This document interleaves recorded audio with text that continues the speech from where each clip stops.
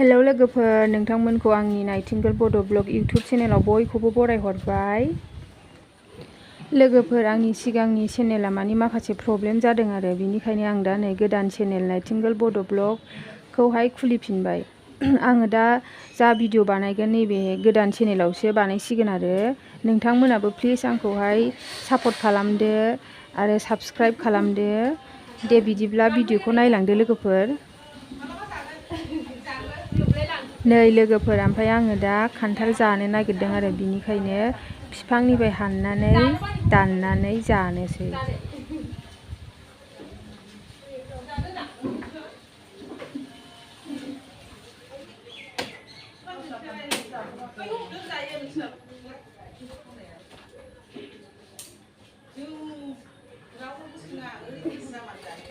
जाबाथाय थाइनै हाननानै जाबावनोसै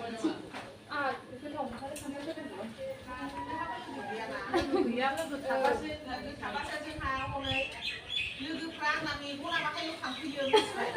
ओरैहाय होनबा जानोसै होनफैगोन माने एकदम माने जेबो मिथिया जानांगौ आरो जानांगौसो मेगना बाहायल' थाङो। नै बै गोजौनासो गोरा जाबाय नै बियो। बबे? नैबे ना? बैयो बै साइडसो दिन्दाङा। औ गोजौथार नै बियो। ओमफ्रायबा सोरखौ माबा मोनदां जानो बेखौ जानो ओमफ्राय हरजागोन र' जानो।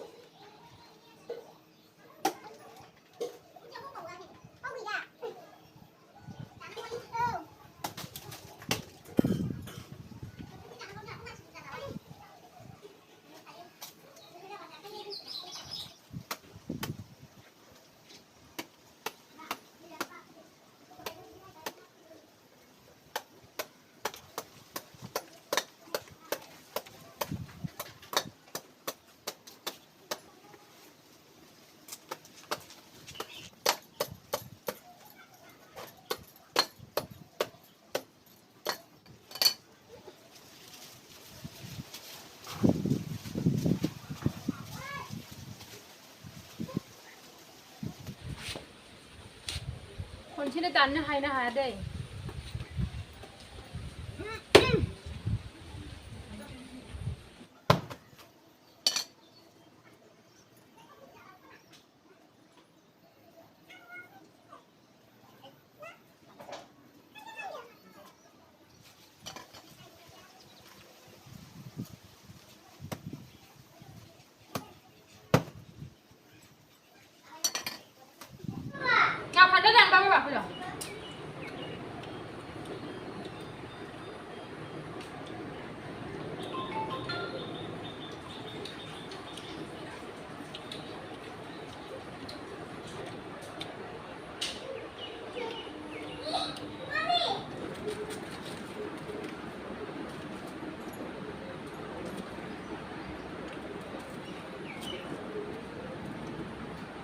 नोंखौ दा आङो थांनानै लावथि मोनहैबानो जाबाय। नोङो आं नाहरगासिनोसो दं नों दैयावल' गेलेबाय थादों दा।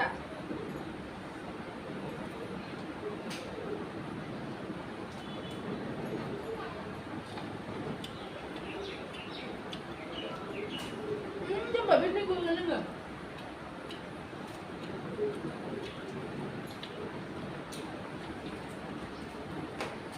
जानो बाबा आथ'मान होनांगौ जानो लोंनो।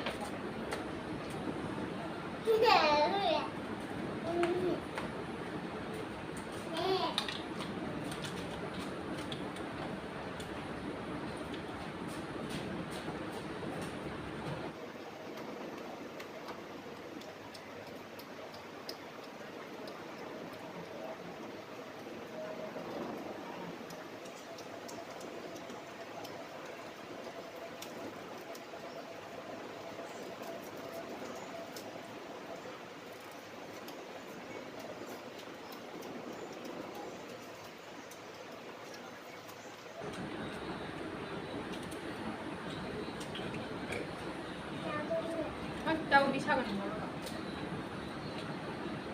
रोदा दे आं गैला दे।